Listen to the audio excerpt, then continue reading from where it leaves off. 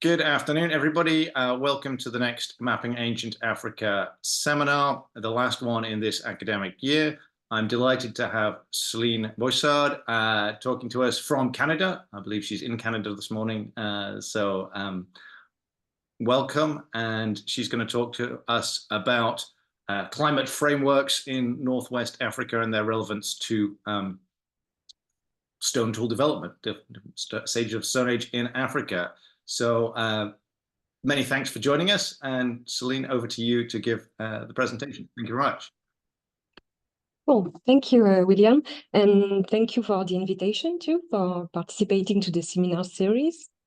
So I'm a PhD candidate at the University of Montreal in anthropology, and the paper for this presentation had just been submitted and will be hopefully published soon. So for this study, I have worked with my two supervisors, Ariane Burke and Colin Vren, both members of the Hominin Dispersal Research Group, and a colleague, Lucy Timbrell, from the University of Liverpool. In this talk, I will present our methodology and highlight some of the key results of the models we have created to reconstruct climate conditions in Northwest Africa, especially between 70,000 years and 11,000 years ago.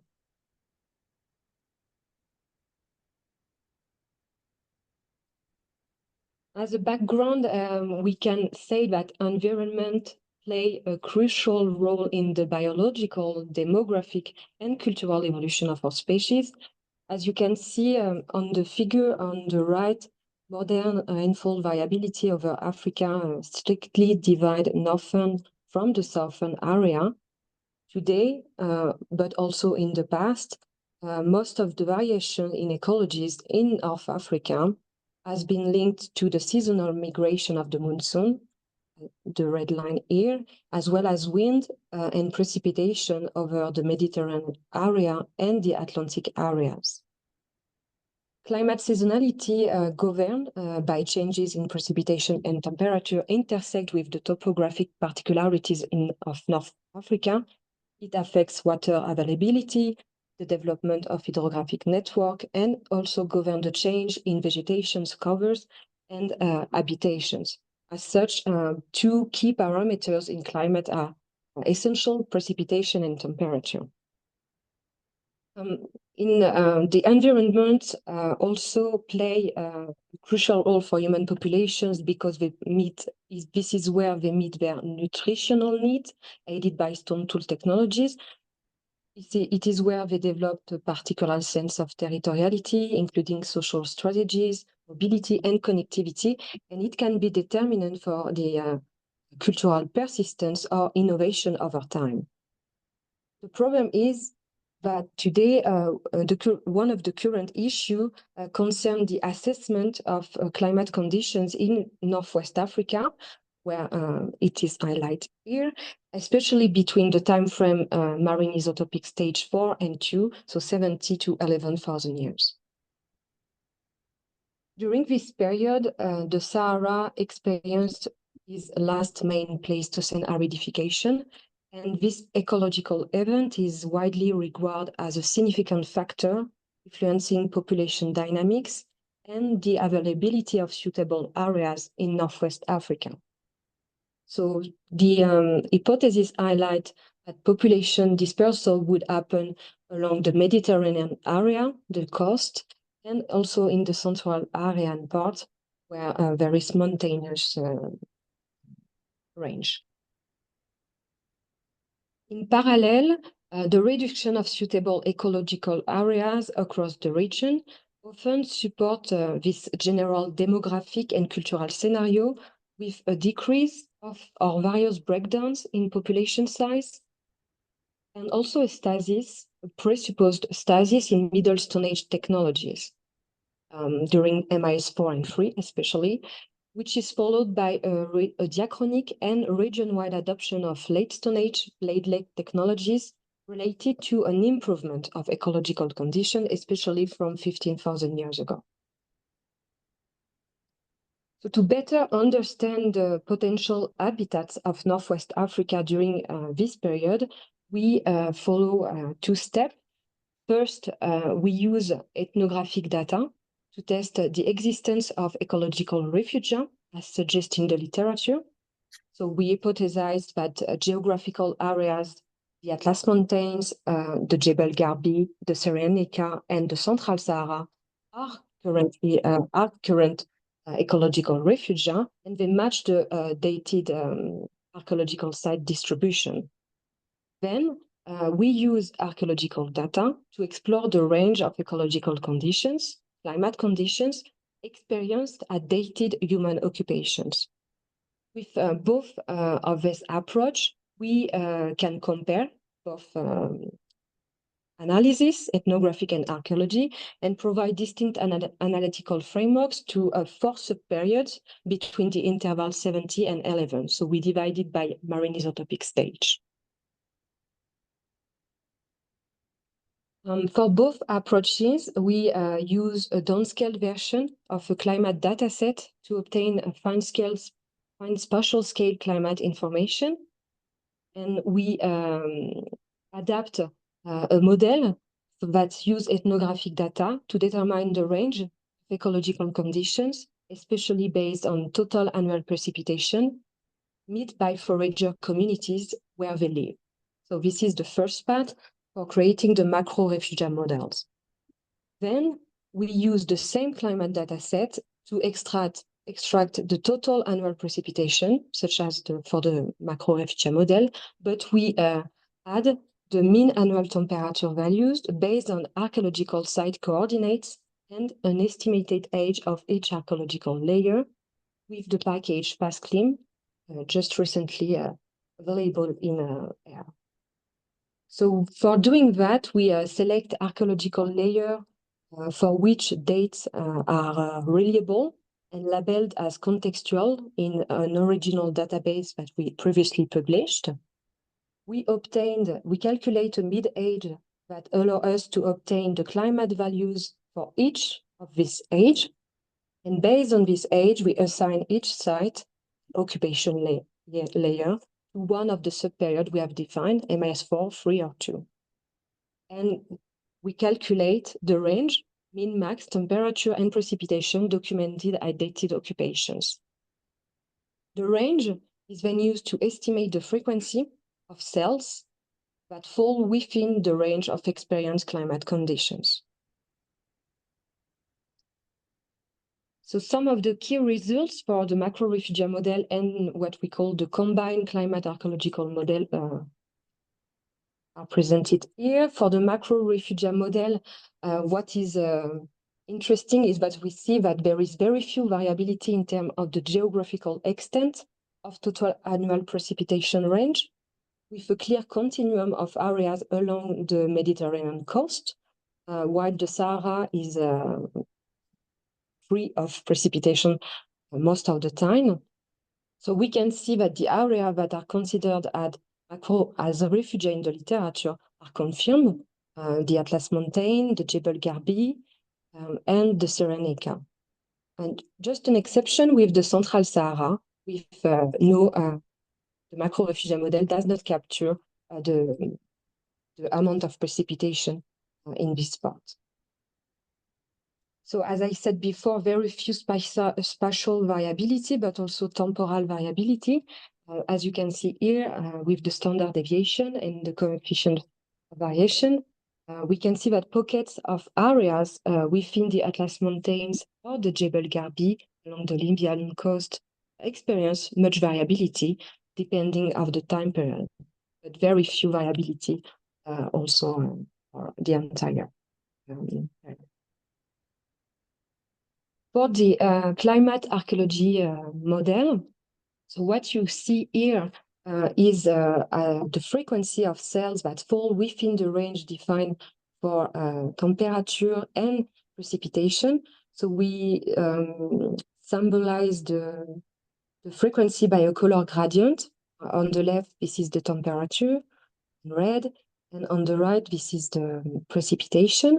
So this map highlights the areas that fall within the range that is written just below each map. So So what we can highlight for period 1 is clearly that large areas of the Sahara were habitable within the temperature range, at least, documented identified archaeological occupations.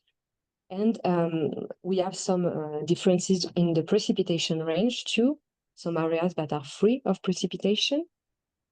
For an MIS3, we see a clear restriction of habitable areas along the Atlas Mountain, Libyan coast, except in the reef too, and some areas experience also values that are below and not only beyond the range. For MIS2, this period 3, which include the LGM, we have the most restricted range of temperature and also the most extended range of precipitation for this period. Then for period 4, at the end of MIS2, from 15,000 years to the early Holocene, still limited habitability in the Sahara, but much more variability along the Libyan coast. We can see that the precipitation is less restricted also with a continuum of area along the Mediterranean littoral. We can also highlight in the model the presence of the monsoon for this period, but is also a bit present during MIS3. So then we combine both two information, precipitation and temperature, obtained at dated archaeological occupation for each period, to obtain the areas, at least the cells of the model, that fall within both range. So it is still expressed as a color gradient, and you can see that for MIS4, there is a lack of dated occupation in most of Northern Africa, especially in Algeria and Tunisia. And clearly, the combined model extends the range of suitable areas because of the presence of occupation in the central mountains compared to the macro refugia model. For MIS3, both model, macro refugia and combined, confirm the existence of permanent suitable areas along the Mediterranean littoral. So the Atlas Mountain, the Jebel Garbi and Cyrenaica, and with a certain variability in terms of the frequency of temperature and precipitation range. We know that during this period, MIS3, 2 wet periods have been documented between 5144 and 3529,000 years. And as MIS3 testify of an important hydroclimate variability, probably that our model not capture this variability because of the temporal resolution we use. And for MIS3, it's 2,000 years. But interestingly, during this period, you can see that LSA technologies here, and so further investigation are required to on local environment proxies and also functional studies, analytics tools to identify what could have motivated the shift to blade-oriented technology, at least in 2 regions, in Cyrenaica and Jebel Garbi. During MIS2, which include the last glacial maximum, there is a clear difference with the preceding period because we observe a restriction of the areas based on the combined model with a certain consistency over the Atlas Mountains, but a clear restriction, especially on the Jebel Garbi and Cyrenaica, that is still isolated. And more broadly, during this period, most of the proxies indicate cool and semi-arid conditions. And then thought the evidence vary dependent of the type of proxy we used. And our model values at dated occupation broadly agree with these observations and highlight a very high humidity also on certain area, especially in the northern Morocco. For the end of Ice II, from 15,000 years ago, so beginning of falling around the Phonozoon, this date is interpreted as an improvement of ecological conditions. But proxies highlight an improvement of ecological conditions, and this improvement has been proposed in favor of a population density increase and also dispersal. So the model the combined model and the macro-refugia model, with the extension of the continuum of area along the Mediterranean coast, could benefit this hypothesis, but further investigation are still required because we have still a lack of occupation in the Gulf of Sirte, and Cyrenaica still is isolated for most of the period. So as a final remark, so we confirm in this study the presence of suitable areas on the Mediterranean littoral between IMAIS-4 and 2.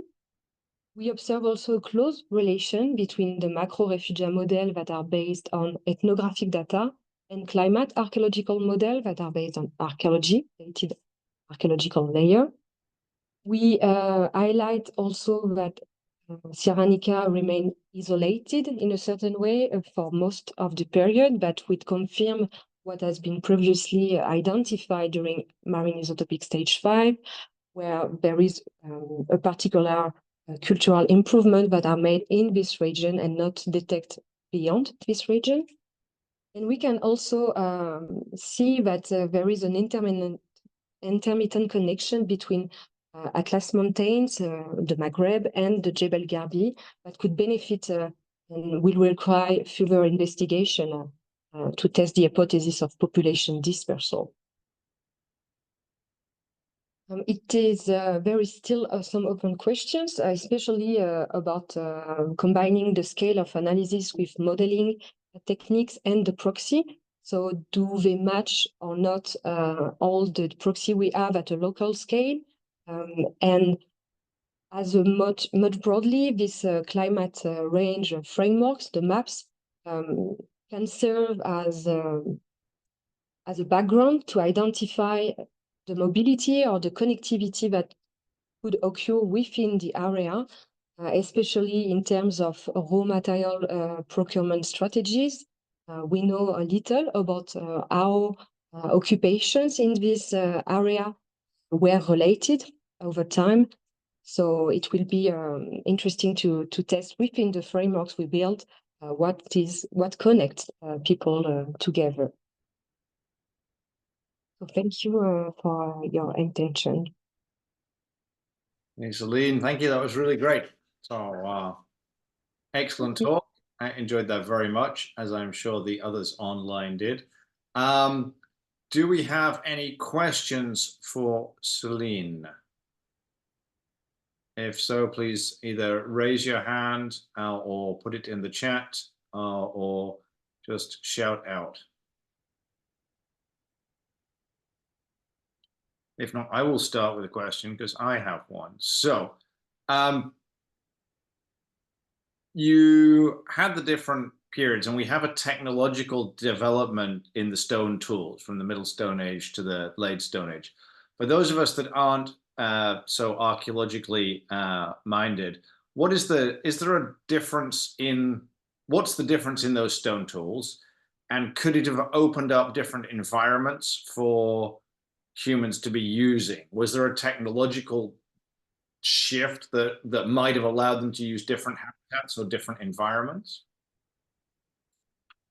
This should be investigated, because we observe some difference in technology and some archaeological hypotheses have been proposed in relation to climate improvements or deterioration. But the resolution we have for the data, the temporal resolution we have currently does not match all the time. For example, for the Late Stone Age, the earliest evidence that we see are in Cyrenaica, 45,000 years, and Itsiranica seems to have a very independent development, cultural development, because they had their own MSA technologies with a lot of difference in core reduction strategies, and they developed their own blade technologies at 45,000 years. But then after 20,000 years after, we see in Maghreb, in the Atlas Mountains, earliest development of late Stone Age technologies that has been proposed to be correlated to an improvement or at least a stabilization of ecological conditions after Irish Invent 2. But what we see with the chronology is that the earliest evidence of blade-led technologies predate of 1,500 years, the ecological improvement or stability of Irish Event 2. So there is a lot to do in terms of temporal resolution of archaeological data, but it's for sure there is probably a link to explore, but we need more functional also studies and tools to identify if they were using flakes or blade in the same way or no. Okay, thank you very much. Rahab has her hand raised. Rahab, you have a question? Yes, first is to thank you, Boisard, for a good presentation, which was great. My question is really not more like a question, but rather a comment, because we see similar change of technology, tools technology in Olgesaile, Magadi in Kenya.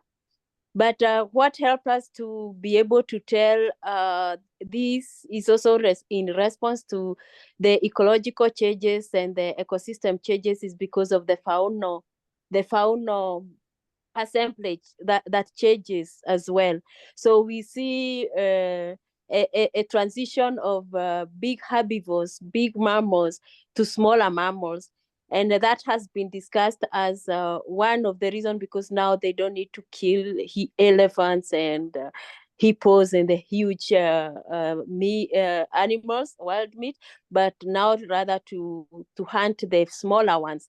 And we see this change of fauna assemblage from mega herbivores to smaller herbivores, and of course the vegetation structure.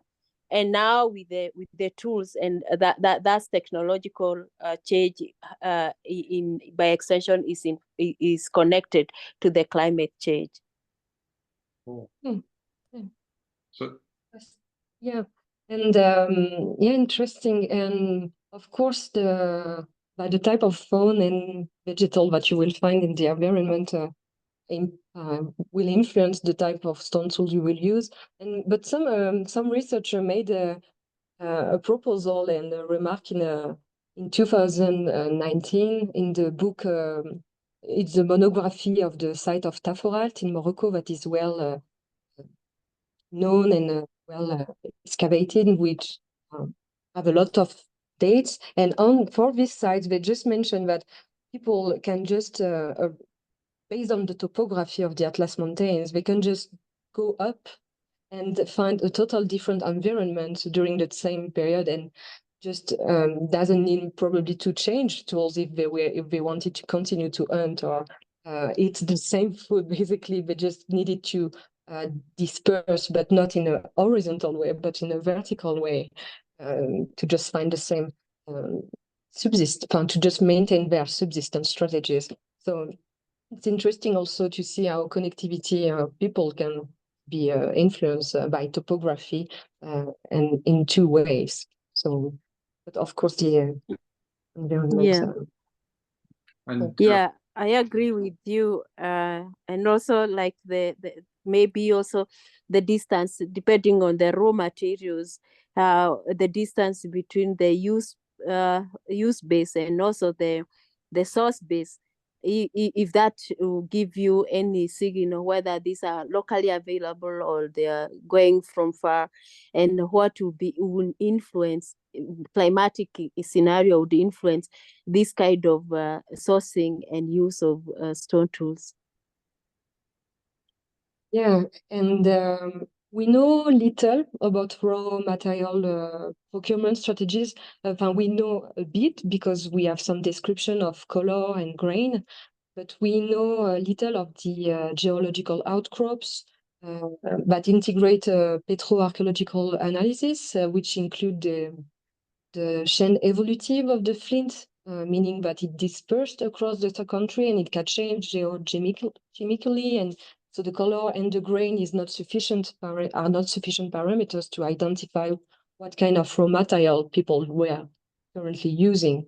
And most of the studies consider that is local in MSA and LSA, but we have sometimes the mention of exotic, not identified materials. So this is, I think, something that could allow us to just think about the connectivity of sites between together, just to highlight where are the materials that are not identified locally, and are they close to other sites? Because we are talking about an area of a lot of thousands of kilometers. It's a lot. So people were connecting in a certain way because we have Middle Stone Age and Late Stone Age technologies that are